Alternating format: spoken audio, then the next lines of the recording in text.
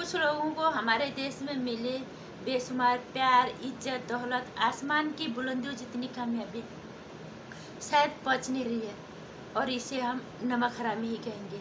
इसमें एक नाम है इरफान पठान का। नमस्कार हिंदुस्तान, स्वागत है आपका मेरे चैनल अंदेशों में। मोहन में कैसे हैं आप लोग? मुझे उम्मीद है बहुत अच्छे होंगे और अच्छे रहना। कृपा करके कोरोना नियम से खिलवाड़ अब भी मत करो, क्योंकि कोरोना अभी न तो गया और फिर उसके चांस आने के हैं। जिस तरह से लक्षण मिल रहे हैं, इसलिए सतर्क रहेगा कृपया। और इरफान पठान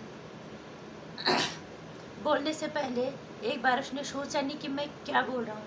इतनी बड़ी क्रिकेट के हस्ती होने के बावजूद भी, इतनी कामयाबी मिलने के बाद उसने ये नहीं समझा कि भारत देश को पहले तो अपना नहीं समझा उसने। इस देश को अगर अपना समझा होता, एक बड़ी हस्ती होने के नाते उसकी एक जिम्मेदारी बनती थी।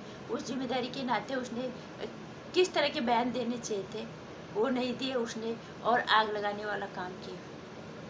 इरफान पठान ने कुछ दिन पहले एक ट्वीट किया, जिस ट्विटर वार काफ़ी सुर्खियों में था, जिसमें उसने कहा कि मेरा देश खूबसूरत हो सकता था। यहाँ पे उन्होंने इस लाइन को छोड़ दिया। अमित मिश्रा ने उसे पूरा किया कि हाँ, हो सकता था, काश इसे कुछ लोग समझ पाते।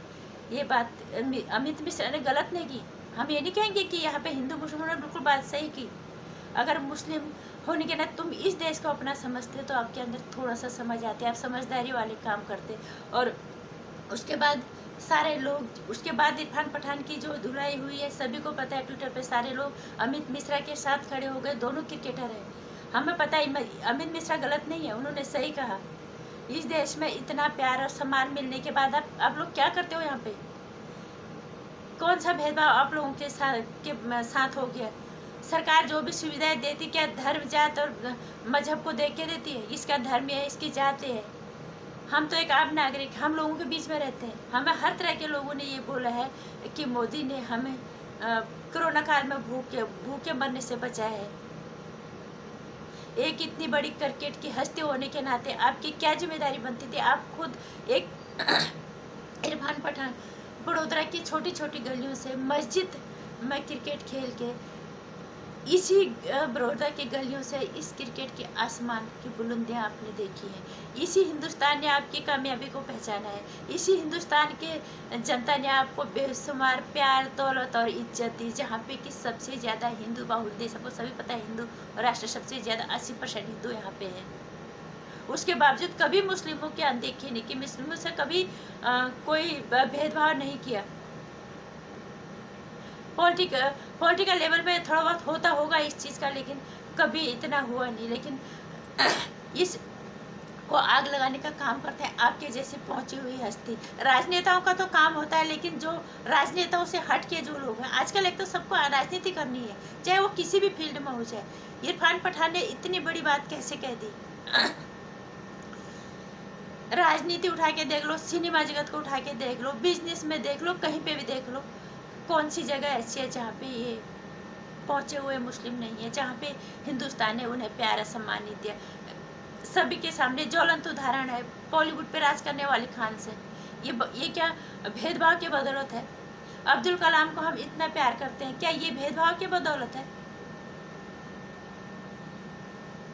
बहुत सारे नेता हैं, और आप इरफान पठान को कहीं और देखने की जरूरत ही नहीं है। औरों की तो हम बात करते ही नहीं, जिनके अच्छे खासे बैकग्राउंड है वो तो पहुंच जाते हैं। उनके चलो बोल देते कि यार इनको बिरादरी का, अपने भाई बंधु का या कैंपेनिंग का, नेपोटिज्म का फायदा मिला है। आप तो बिल्कुल हटके हो। इरफान पठान, तुम तो छोटी सी गली से, मस्जिद से क्रिकेट खेल के इतनी बुलंदियों तक पहुंचे। लोगों ने इतना प्यार सम्मान दिया, और हमारे भी आप पसंदीदा थे, लेकिन आज आप हमारे नज़रों से उतर गए। हम कहेंगे कि आप नमक हरामी पे आ गए, बिल्कुल कहेंगे हम।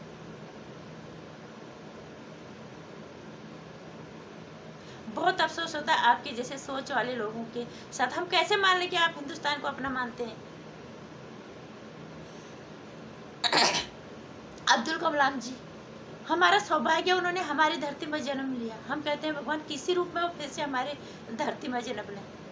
हमारे उपराष्ट्रपति हामिद अंसारी, उन्होंने क्या किया? उनके बयान क्या थे? ये सभी को पता है। इसको नमक हरामी कहते हैं। बॉलीवुड में राज करने वाले खान, आज उन्हें कभी किस तरह का बयान देते, कभी कहते डर लगता है हमें। जावेद जावेद अख्तर, नसीरुद्दीन शबाना आजमी, इतना प्यार मिला हिंदुस्तान के इसी सरजमी से उन्हें। और यहाँ पे वो इस उनकी जितने भी बड़ी हस्तियां हैं आपके मुस्लिम धर्म से, तो उनकी जिम्मेदारी बनती है कि कि एक आम नागरिक इस तरह से इसको दिल पे ना लगा। ये राजनीतिक लेवल पे है, यहाँ पे ऐसा कुछ नहीं है। अगर ऐसा होता तो हम इस मंजिल तक, इस बुलंदी तक ऐसे नहीं पहुँचते। हमें इसी भारत के जनता ने प्यार दिया, बेशुमार दौलत इज्जत हमें सब यहीं से मिला है। जब आप यहाँ प्रसिद्ध हुए तभी तो आप देश के बाहर प्रसिद्ध हुए हैं, बड़ी हस्ती होने के नाते। अब आप लोगों की जिम्मेदारी बनती है, खासकर इरफान पठान जैसे लोग जिनका के ये ज्वलंत उदाहरण है। आप खुद अपने इंटरव्यू में कई दफे बोल चुके हो कि आप इतनी छोटी जगह से निकल के आए हो। आप बड़ोदरा की गलियों से निकले, मस्जिद में आपने निकल से आप क्रिकेट की गलियों तक के बुलंदियों तक पहुंचे। आप छोटी सी आपकी हिंदुस्तान के लोगों ने आपकी काबिलियत को पहचाना और यहाँ की जनता ने उसे सन आंखों पे रखा, आपको मौका दिया खेलने का, यहाँ तक पहुँचे। आप बॉलर है, आपको ऑलराउंडर के रूप में लोग देखना चाह रहे थे, लेकिन हम तो चाहते थे कि आप बहुत अच्छे ऑलराउंडर में। हमें तब ये नहीं था कि आपके दिमाग में आपकी सोच की कितने निम्न स्तर की है। और आप जो भी बड़े हस्ती हो जाते हैं आपके धर्म में, क्या उनकी जिम्मेदारी नहीं बनती कि आप इस तरह का भेदभाव मत करो, इस तरह के बातों को बढ़ावा मत दो। अगर ऐसा होता तो हम इस स्तर पे आज, इस बुलंदी पे आज ऐसे नहीं पहुंचे होते। हम कैसे मान लें कि आप हिंदुस्तान को अपना देश मानते हो। और दूसरी चीज़ हम कैसे मान लें, और आप भेदभाव की बात करते हो।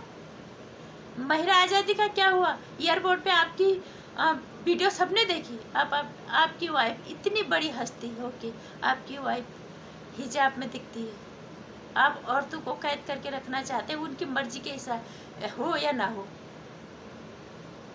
आप क्या संदेश देना चाहते हो?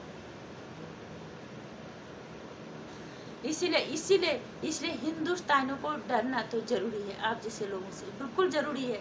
क्योंकि इतनी बुलंदियां देखने के बावजूद जब आप नमक हरामी पे आ जाओगे, जी हाँ ये नमक हरामी है, ये अगर आप नमक हरामी पे आ जाओगे तो फिर हमें डरना तो जरूरी है कि आप कल को कुछ भी कह देंगे। हम बिल्कुल नहीं कहेंगे किसी को भी कि सनातन कभी किसी को नुकसान पहुँचाने की नहीं सोचता, सनातन कभी किसी को दबाने की नहीं सोचता। लेकिन आप बात अगर सनातनियों के अस्तित्व को खत्म करने के आए तो मैं कहना चाहूँगी कि सनातनियों को तुम्हें एक होना पड़ेगा। इतिहास गवाह है, जब भी सनातनी बटा है ये हिंदुस्तान गुलाम हुआ है। इसलिए कृपा करके इनके जैसी सोच वाले लोगों से आप डरना बहुत जरूरी है। नमस्कार, जय श्री राम। किसी को ठेस पहुंचाना मेरा व्यक्तिगत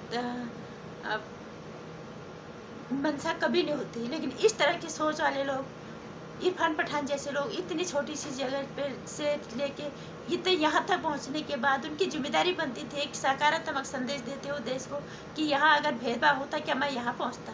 लेकिन नहीं, वो बात को, विवाद को बढ़ाते जा रहे। और जो लोग कम पढ़े लिखे हैं उनके दिमाग में जहर भरने की कोशिश कर रहे। तो इन लोगों से बचना बहुत जरूरी है। और ये तभी हो सकता है हमारे सनातनी को, हमारे हिंदुत्व को एक होने की बहुत जरूरी है। नहीं तो इस तरह के लोग फिर जहर घोल के फिर हमारे हिंदुस्तान को बांटने की कोशिश करेंगे। मेरे विचार से अगर आप लोग थोड़ा सा भी इत्तेफाक रखते हैं, मेरा कंटेंट आपको पसंद आता है तो वीडियो को लाइक और शेयर कर दीजिएगा, चैनल को सब्सक्राइब कर लीजिएगा। आने वाली वीडियोस की जानकारी के लिए घंटे आइकन प्रेस कर दीजिएगा।